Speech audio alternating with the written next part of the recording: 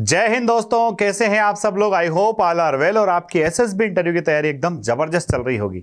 साथियों, पीपीएनडीटी एक बहुत ही इंपॉर्टेंट एस्पेक्ट है क्योंकि स्टोरी लिखने के बाद ही आप रिकमेंड हो सकते हैं, खासकर वो भी स्क्रीनिंग टेस्ट के अंदर। क्योंकि स्क्रीनिंग टेस्ट में हम लोग देखते हैं कई सारे बच्चों को पिक्चर देखने के बाद आइडियाज़ ही नहीं आते हैं। कई सारे बच्चों को आइडियाज़ तो आते हैं बट उसको स्टोरी के फॉर्म में वो ठीक से लिख नहीं पाते हैं। तो गिवन टाइम में अपनी स्टोरी कैसे लिखें, क्या क्या डिफरेंट थीम्स हो सकती है, उन सब के बारे में आज हम लोग बात करने वाले हैं। पिक्चर एक ऐसा है जिसको लोग मानते हैं सर इतना इस तरह से पिक्चर अगर आए तो हम किस तरह की स्टोरीज बना सकते हैं। दोस्तों, यहाँ पर जब इस पिक्चर को हम केयरफुली देखते हैं तो इसमें नंबर ऑफ कैरेक्टर्स हमें 2 दिख रहे हैं। एक मेल है, दूसरी फीमेल है और उनकी एज थोड़ी सी हमको लग रही है कि हाँ भाई ये कहीं ना कहीं कॉलेज के आसपास का सीन होना चाहिए, कॉलेज के आसपास इनकी एज होना चाहिए। अब इस पिक्चर को देखने के बाद में क्या स्टोरी आप लिख सकते हो, किस तरह से थीम सिलेक्ट कर सकते हो और किस तरह से आप जो है, तो यहाँ पर ध्यान रखना है आपको कि अगर इसमें पहले तो ये देखना है मेल स्टोरी लिख रहा है कि फीमेल स्टोरी लिख रहा है। अगर फीमेल स्टोरी लिख रही है तो कायदे से ऐसा होना चाहिए कि फीमेल को हीरो बना दो। मेल स्टोरी लिख रहा है तो फिर मेल अपने आप को हीरो बनाएगा ही बनाएगा। तो क्या डिफरेंट थीम्स हो सकती है इस पिक्चर को देखने के बाद में। तो सबसे पहले तो हमने देखा कि नंबर ऑफ कैरेक्टर्स 2 हैं। मेल है जो कि पॉजिटिव मोड में और 23-24 साल के आसपास है। फीमेल है, इसको हम बहुत नेगेटिव मत डालेंगे कि रो नहीं रही धाड़ मार मार के, थोड़ा हाथ ही लगाया इसने, न्यूट्रल आप उसको कह सकते हैं। तो ये न्यूट्रल मोड में है और इसकी भी एज जो है 22-23 साल के आसपास है। ठीक है दोस्तों, इनको हस्बैंड वाइफ बनाने से अवॉइड कर सकते हो क्योंकि उसके अलावा भी आपके पास बहुत सारे ऑप्शन है, बहुत सारे रास्ते हैं, मैं आपको जस्ट बताने ही वाला हूं। अब आगे अगर हम चलें तो देखते हैं कि भाई फोर्स डिफेंस एकेडमी पर वेल एक्सपीरियंस फैकल्टीज की एक टीम है, साथ ही साथ डेडिकेटेड अपना ग्राउंड है जिस पर हम लोग एसएसबी इंटरव्यू की तैयारी कराते हैं। अगर आपको भी लगता है कि एसएसबी इंटरव्यू के लिए आपको अपने आप को बहुत अच्छे से प्रिपेयर करना है, मेरे साथ मिलकर के अपने सपनों को उड़ान देना है, तो आप फोर्स डिफेंस एकेडमी ज्वाइन कर सकते हैं। साथ ही साथ फोर्स डिफेंस एकेडमी का हमारा एसएसबी इंटरव्यू के लिए इंस्टाग्राम और टेलीग्राम चैनल है, उसको भी ज्वाइन कर लीजिए ताकि आपको जो है एसएसबी से रिलेटेड डेडिकेटेड मटेरियल वहां पर मिलता रहे।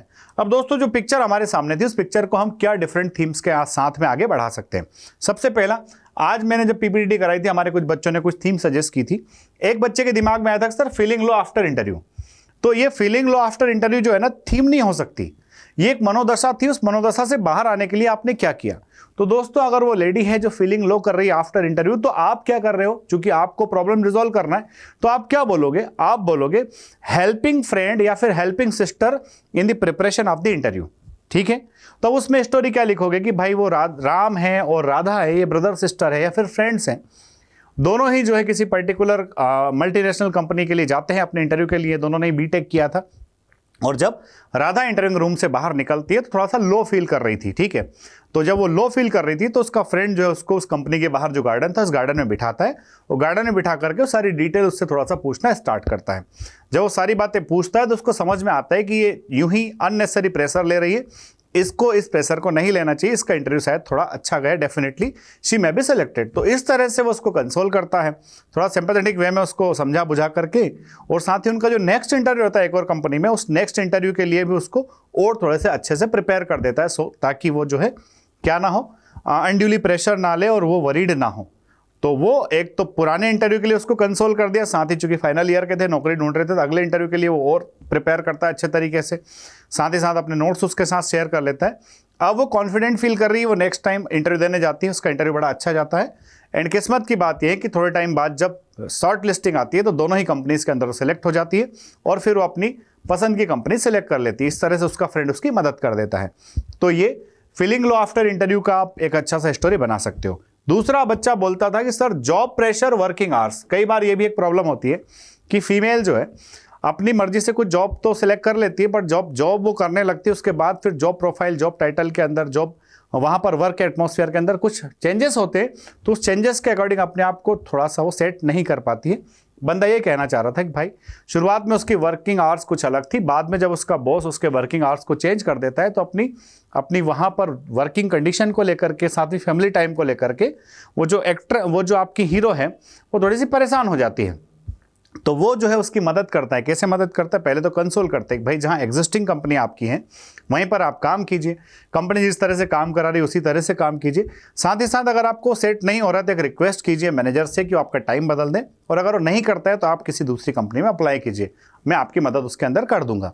इस तरह से एक तो वो वहीं वर्किंग कंडीशन सुधारने की कोशिश करता है। जो मैनेजर नहीं मानता है तो दूसरी कंपनी में इंटरव्यू देती है और थोड़े टाइम के बाद जो है वो दूसरी कंपनी में शॉर्टलिस्ट हो जाती है और अपना जॉब जो है वो चेंज कर लेती है। इस तरह से आपका हीरो आपकी एक्ट्रेस को जो है अच्छे से मदद कर पाता है।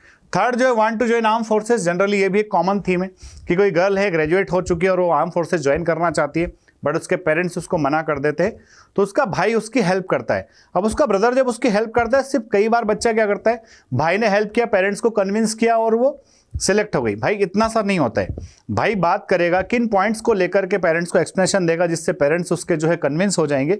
और साथ ही साथ अब चूंकि पेरेंट्स ने सिर्फ परमिशन दी है, वो गर्ल एकदम से सेलेक्ट नहीं हुई है, तो गर्ल को सेलेक्ट कराने के लिए भाई क्या करेगा, या गर्ल को सेलेक्ट होने के लिए वो फ्रेंड क्या करेगा। तो वो सारे एक्शन जब आप डालोगे कि उसके सिलेक्शन के लिए उसने किस किस तरह से मदद की, तो फिर आपकी स्टोरी में एकदम जान आ जाएगी, आपके एक्शंस जो है एक अच्छे लेवल पर आ जाएंगे। और लास्ट थीम है convince parents for higher studies. Generally ये भी एक थीम होती है कि छोटे शहरों में या गाँव में, हालांकि आजकल तो नहीं होता, पहले ऐसा होता था कि भाई ग्रेजुएशन हो गया है, अब जल्दी से इस लड़की की शादी कर दो, तो उसके पेरेंट्स उसको हायर स्टडीज़ के लिए भेजना नहीं चाहते थे, पर वो चाहती थी कि मैं आगे जाऊं, कुछ पढ़ूं, अच्छे से अपनी प्रिपरेशन करूं। तो जो ब्रदर है वो पेरेंट्स को फिर से वही कन्विंस करता है, उसके हायर स्टडीज़ में मदद करता है। हायर स्टडीज़ में मदद कैसे करता है, इमेजिनेशन आपके हाथ में। आप चाहो तो ब्रदर को ऑलरेडी किसी सिटी में या पास के कस्बे में वर्किंग बता सकते हो, तो वहीं वो उसके अपने साथ पे ले जाता है। अपना रूम फ्लैट जो भी उसने लिया है, दोनों भाई बहन वहाँ मिलकर के रहते हैं, पढ़ते हैं, वो पढ़ाई में भी हेल्प करता है। और थोड़े टाइम बाद फिर उसके सिस्टर जब अपनी से एजुकेशन कंप्लीट कर लेती है, फाइनल ईयर में आती है, तो किसी अच्छी बड़ी इंस्टीट्यूट के लिए, जगह के लिए सेलेक्ट हो जाती है।